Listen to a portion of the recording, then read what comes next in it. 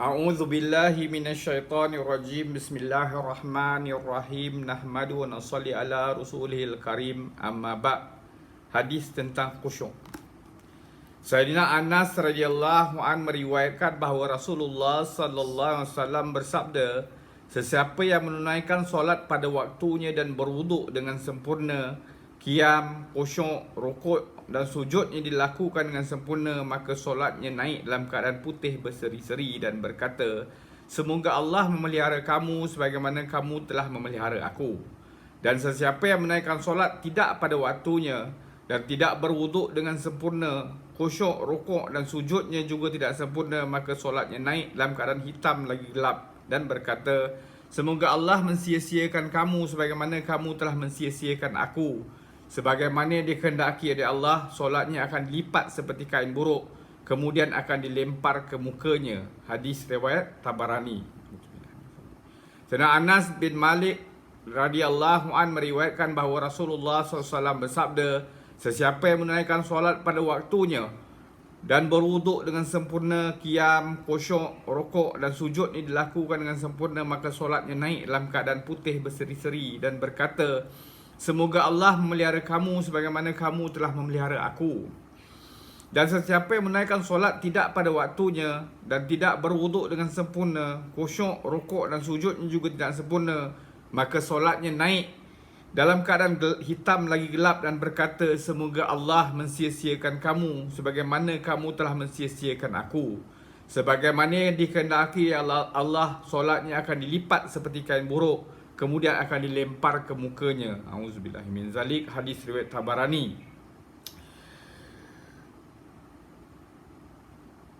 Rasulullah sallallahu disebutkan dalam satu hadis yang lain dengan sedikit tambahan bahawa solat yang ditunaikan dengan khusyuk dan khuduk akan menyebabkan pintu-pintu langit akan terbuka untuknya, dan solat tersebut sangat bercahaya dan menjadi pemberi syafaat di hadapan Allah kepada orang yang menunaikan solat yang sedemikian. Rasulullah SAW bersabda, solat yang dikerjakan dengan rukuk yang tidak sempurna, iaitu tulang belakang tidak lurus, ialah seumpama wanita yang hamil, tetapi apabila hampir waktu bersalin, dia pun keguguran. Dalam satu hadis, Nabi SAW bersabda, ramai orang yang berpuasa tapi mereka tidak mendapat apa pun daripada puasanya kecuali lapar dan dahaga. Dan ramai yang berjaga malam, yang ini beribadat, tetapi mereka tidak mendapat apa pun kecuali letih berjaga.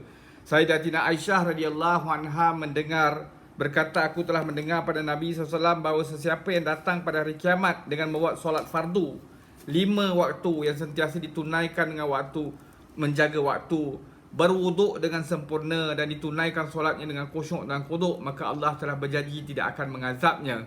Sebaliknya, sesiapa yang tidak membawa solat yang sedemikian, tidak ada apa-apa janji untuknya, sama Allah mengampunkannya dengan rahmatnya atau mengazabnya. Dalam sebuah hadis yang lain, Rasulullah SAW menghampiri para sahabat radhiyallahu anhum dan bertanya, adakah kamu tahu apa yang telah difirmankan oleh Allah? Maka para sahabat menjawab, Allah dan Rasulnya sahaja yang lebih mengetahui.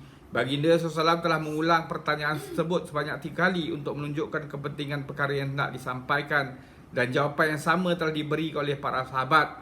Kemudian baginda SAW bersabda, Allah telah bersumpah dengan kemuliaan dan keagungannya, sesiapa yang menjaga dan mengambil berat menunaikan solat fardu pada waktunya, maka aku akan memasukkannya ke dalam syurga. Dan sesiapa yang tidak menjaga solatnya, maka terpulang kepada kehendakku, sama dengan rahmatku dia diampun atau aku akan mengazabnya. Semoga Allah Ta'ala bagi kita taufik untuk kita ambil iktibar, amalkan dan sampaikan. Subhanallah wa bihamdihi, subhanakallahumma bihamdika, asyhadu an la anta astaghfiruka wa atubu ilaik. Subhana rabbika rabbil izzati amma yasifun, wa salamun alal mursalin, walhamdulillahi rabbil alamin.